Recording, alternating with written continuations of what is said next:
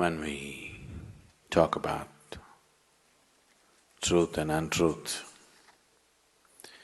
generally we are thinking of truth as a verbal truth that we speak. Oh, I spoke the truth, or I spoke a lie. These verbal truths or verbal untruth is a more moral and ethical issue, not an existential issue, a social thing. And many times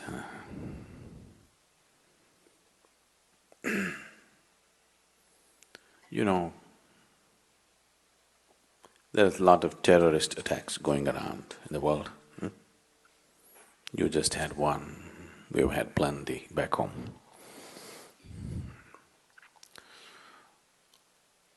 A hall like this is a terrorist paradise. People packed up like this in one place,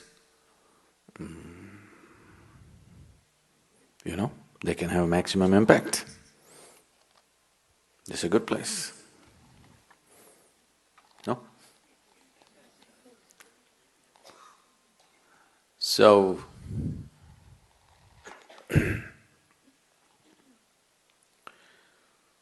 when I was coming just now, I met a terrorist. Because everything is quiet here, he didn't know whether the people inside or not. He's trapped up. He asked, are there people inside?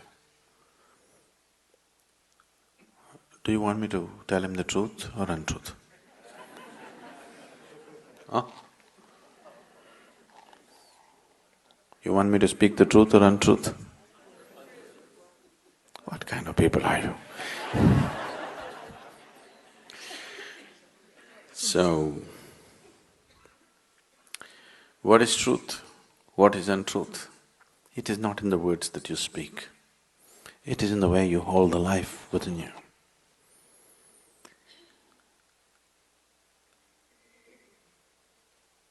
The nature of existence is such that it's all inclusive, You know the 10 horrible people in this class who don't believe in God?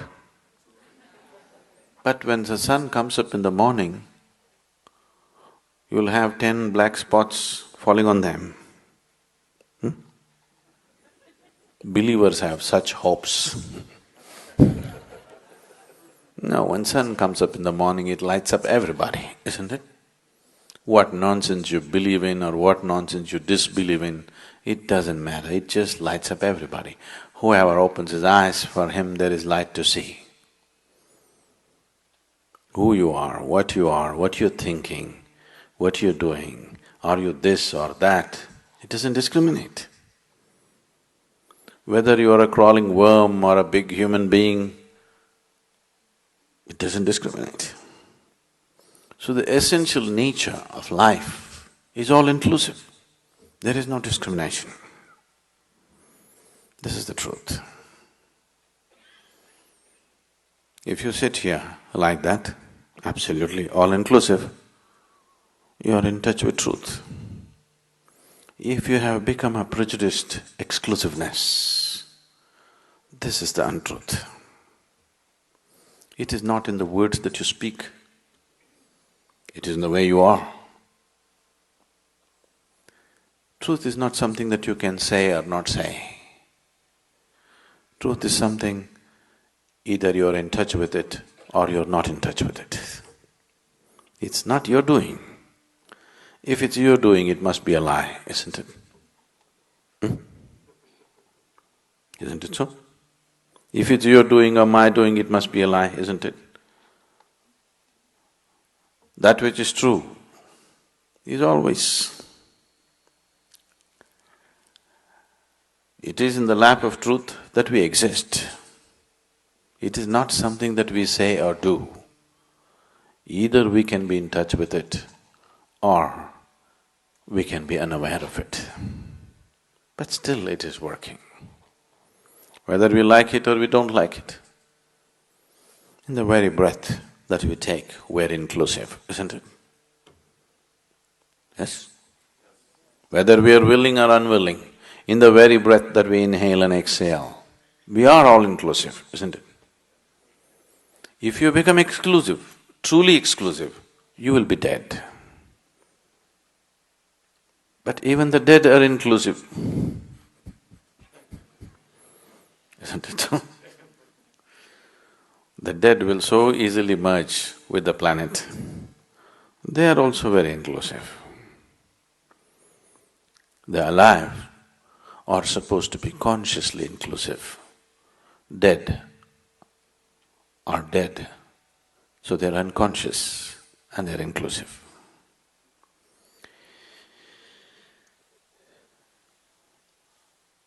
The litmus test for you, whether you're in touch with truth or not, is just this. If there is any kind of suffering in you right now, you're not in touch with truth. If you're in touch with truth, there can be no suffering in you. It's as simple as that. How deep your suffering is shows how far away from truth you are right now. There are many ways to approach this. We have been trying to open up doors in the last few days. Whatever we have been doing here, I've been repeatedly saying this is not a teaching, this is just a method. Now seeing that my responsibility is limitless, is not a teaching, it's just a method. If you see that, if you become aware of that, slowly you become all-inclusive, just the way life is. Like every aspect of life is inclusive, you also become inclusive. If you're accepting what is there right now, absolutely, once again you're inclusive. They're not two different things, just different types of vocabulary, that's all. Essentially, you want to move from exclusiveness to inclusiveness.